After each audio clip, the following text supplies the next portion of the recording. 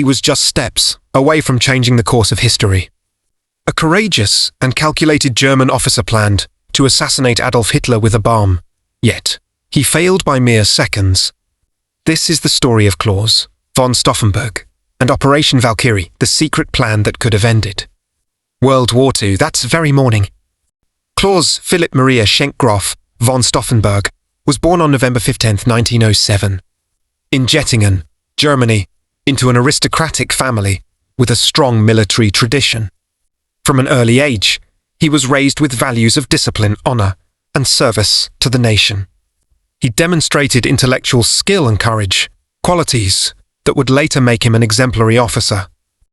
Growing up amid the aftermath of World War I and the turbulent Weimar Republic, Stauffenberg internalized a strong sense of duty and a strategic vision for Germany, which would later shape his determination to confront Hitler.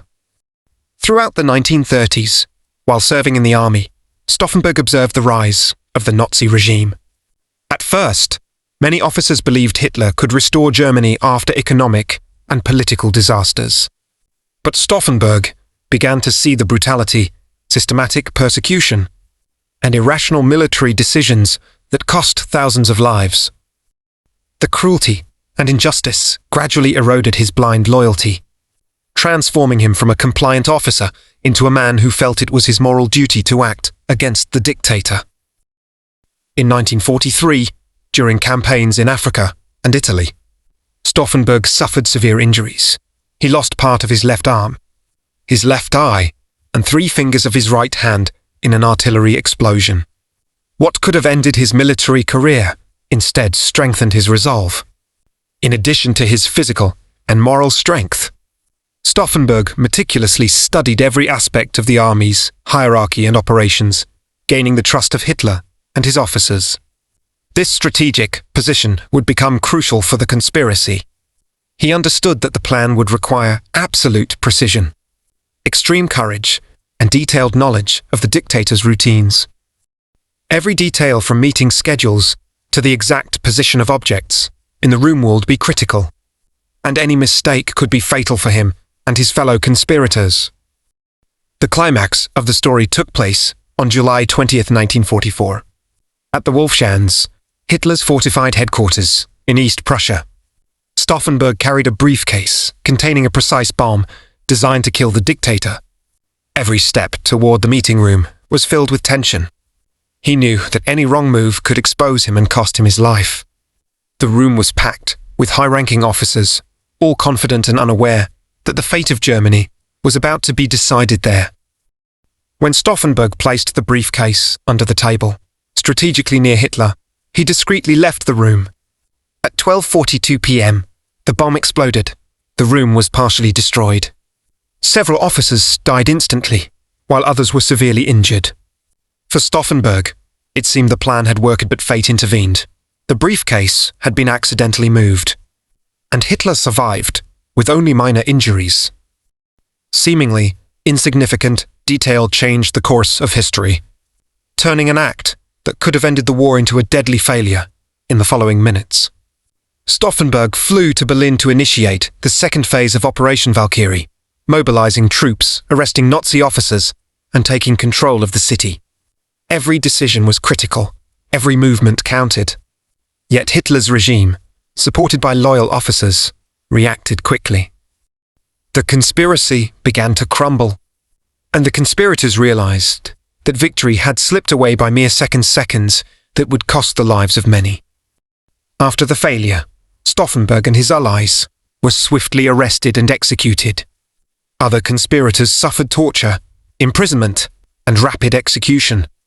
Operation Valkyrie revealed not only the courage of a man but also the brutal efficiency of the Nazi regime.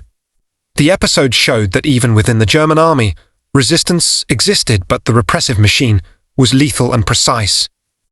Stauffenberg's legacy endures today. His story is studied in military schools, museums, and documentaries, symbolizing courage, moral integrity, and the willingness to confront a tyrant, even when death is almost certain. His life and conspiracy teach that heroes do not always win physically, but they can change the world through courage and determination. After the explosion at the Wolf's Lair, Adolf Hitler appeared before cameras, just hours later wounded, but alive. His body was shaken, yet his reaction was immediate and ruthless. He ordered an unprecedented purge within the German military itself. The assassination attempt was not treated merely as treason, but as an existential threat to the Nazi regime. From that moment on, any officer, official, or civilian with even the slightest connection to the conspiracy became a target of the state's repressive machinery. The Gestapo launched mass arrests. Phones were tapped, letters intercepted, interrogations conducted day and night. High-ranking officers vanished silently from their posts, dragged into basements, improvised cells, and interrogation rooms. Fear spread rapidly. Many conspirators had not even directly participated in the assassination attempt, yet they were accused through mere suspicion or association. Germany descended into a climate of absolute paranoia, where trust no longer existed. The trials were conducted by the notorious People's Court, led by Roland Freisler. There was no real defense, no intention of justice. The accused were publicly humiliated, insulted, and forced to listen to verdicts that had already been decided. Executions followed swiftly, many of them filmed on Hitler's orders, as he wanted to personally witness the deaths of those who dared to defy him. Claus von Stauffenberg was executed only hours after the failure, without a formal trial, ending his life with the conviction that he had at least tried to save Germany from itself. By the end of the reprisals, it is estimated that more than 5,000 people were arrested, tortured, or executed.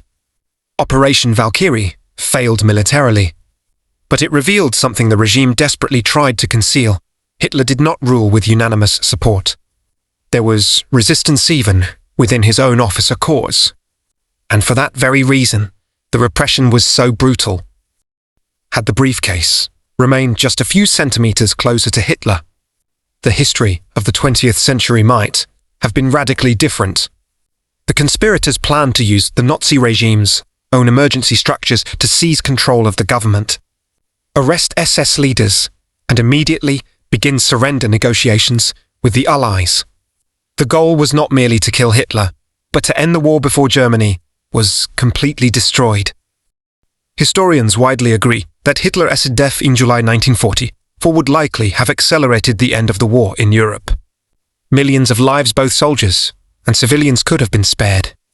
Entire cities such as Berlin, Dresden, and Warsaw might not have been reduced to rubble. Yet, the complexity of the situation prevents absolute certainty. The regime still contained fanatical leaders, willing to fight on, even without the dictator. What makes this moment so haunting is the fragility of human destiny. A simple action moving a briefcase just slightly altered the course of world history. The Second World War continued for another 10 months after the failed assassination, resulting in even greater devastation, the final phase of the Holocaust, and the total collapse of Germany. The question remains, how many deaths were the direct consequence of that single, tragic accident? For decades after the war, Claus von Stauffenberg was viewed by many Germans as a traitor. Nazi propaganda had shaped the official narrative, and silence dominated public discourse. Only with time and the opening of historical archives did his image begin to change. Today, he is recognized as a symbol of German resistance and moral courage in the face of tyranny.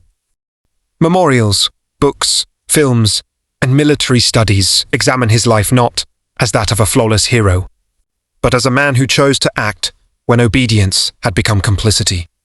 Stauffenberg knew his plan would likely fail and that his death was almost certain, yet he acted anyway. That solitary decision still resonates today as a powerful reminder that resistance, even when defeated, can carry profound historical meaning. Operation Valkyrie teaches us that history is not shaped only by victors, but also by those who dared to challenge the inevitable. Claus von Stauffenberg failed to kill Hitler, but he defeated something greater: silence. His attempt remains proof that even in the most brutal regimes, there were individuals willing to say no.